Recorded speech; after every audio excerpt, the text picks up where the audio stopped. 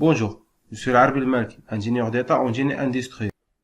Dans cette formation, je vais essayer de vous présenter un ensemble d'astuces qui vont vous permettre de gérer un projet en utilisant le Microsoft Office MS Project. Cette formation est composée de 4 grands axes. Dans un premier temps, on va voir l'environnement de travail de MS Project. On va voir aussi comment réaliser des diagrammes Gantt à l'aide de ce logiciel. Dans un second lieu, on va aborder le côté de la gestion des ressources humaines. Puis on passera à la gestion du budget. Et on va finir avec la création des rapports avec des graphes en utilisant MS Project. On commence avec la première partie de la formation. On ouvre un nouveau projet. L'interface de MS Project est comme le suivant. Elle est composée principalement de 5 onglets dans le ribbon. L'onglet tâches, ressources, rapports, projet et affichage. On va créer par exemple un projet qui est composé principalement de 3 grandes phases. On a le début. Dans la première phase, c'est l'initialisation du projet. Elle est d'une durée de 16 semaines. On écrit 16 semaines. On peut écrire aussi la période en jours, par exemple 16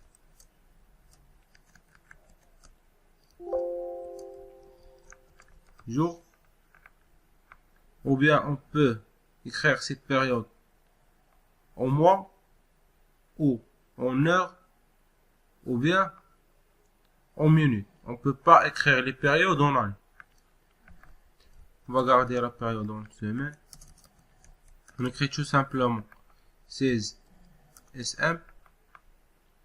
Après la phase d'initialisation, on a la phase, par exemple, corps du projet.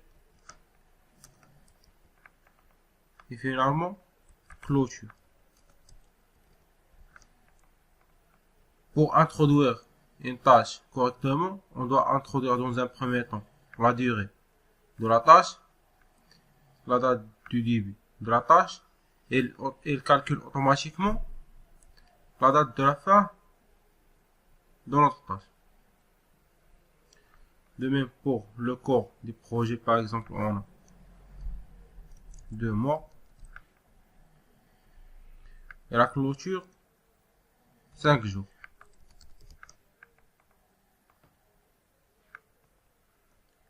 Comme vous le voyez ici devant chaque tâche, elle a créé un button.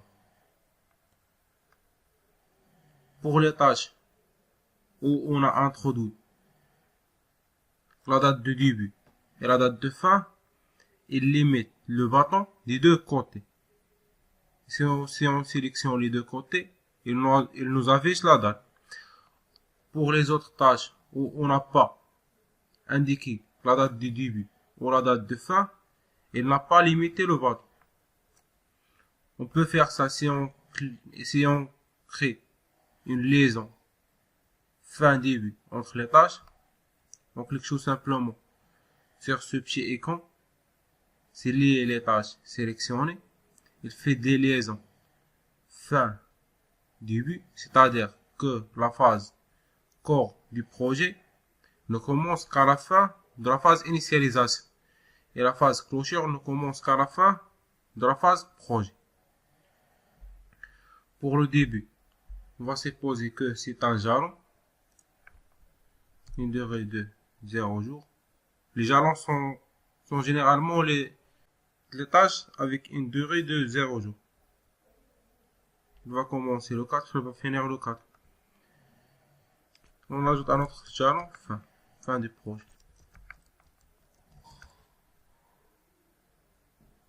D'une durée de 0 jours.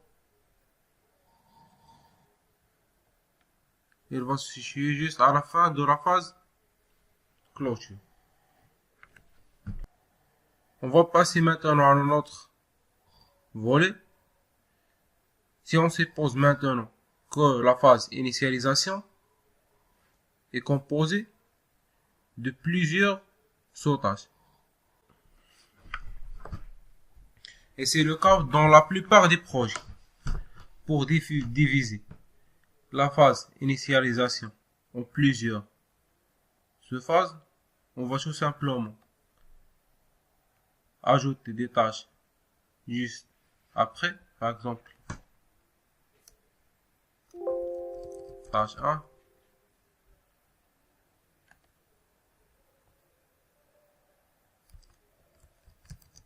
tâche 2,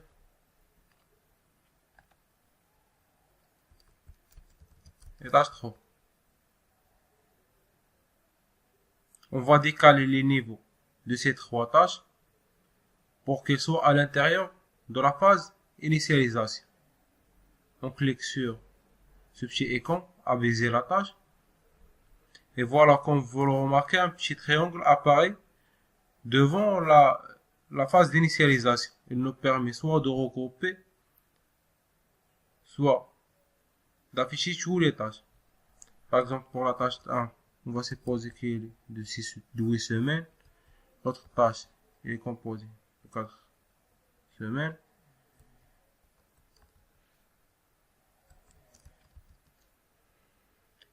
Et la dernière tâche, elle est composée de, par exemple, 6 semaines.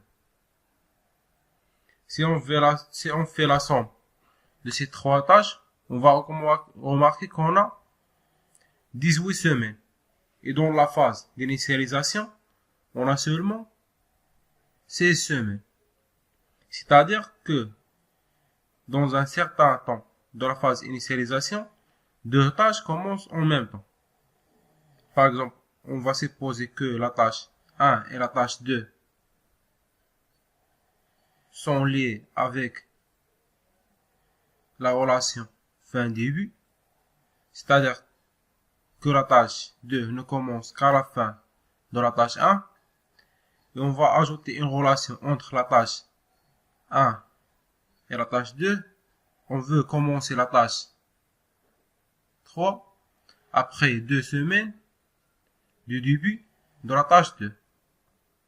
On va cliquer sur les tâches. On doit sélectionner au moins 2 tâches. Il a automatiquement créé une liaison début. Enfin, on peut changer cette liaison en double-cliquant sur la ligne qui contient la tâche 3. Dans l'onglet précédéteur, on va ajouter ici le type. On va garder par exemple fin à début avec un décalage de moins de 2 semaines.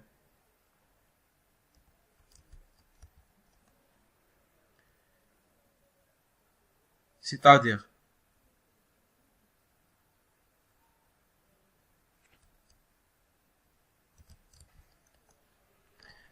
que la tâche 3 commence avant la fin de la tâche 2 de 2 semaines.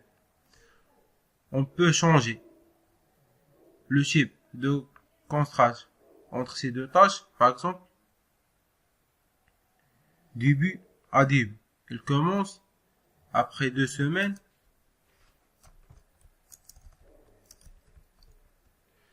du début de la première tâche. Et voilà, on a ici une liaison début à début. La tâche 3 a commencé après 2 semaines de la tâche 2. On peut améliorer la mise en forme. On a ici cette partie de police, elle est similaire aux polices de l'Excel et de Word. On change par exemple le style d'écriture. Monsieur le gras. Si on veut ajuster ici comme l'Excel, on double-clique ici.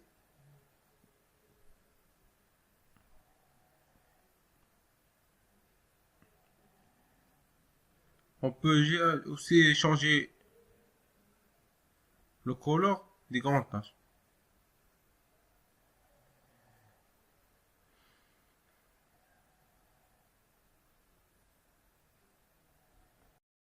Voilà, ce premier acheton s'arrête ici.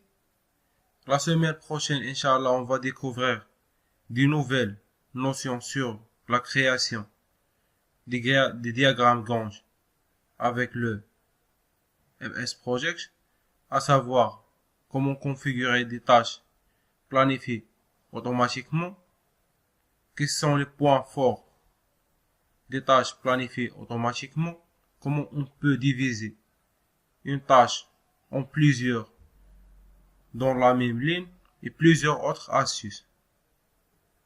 À la prochaine.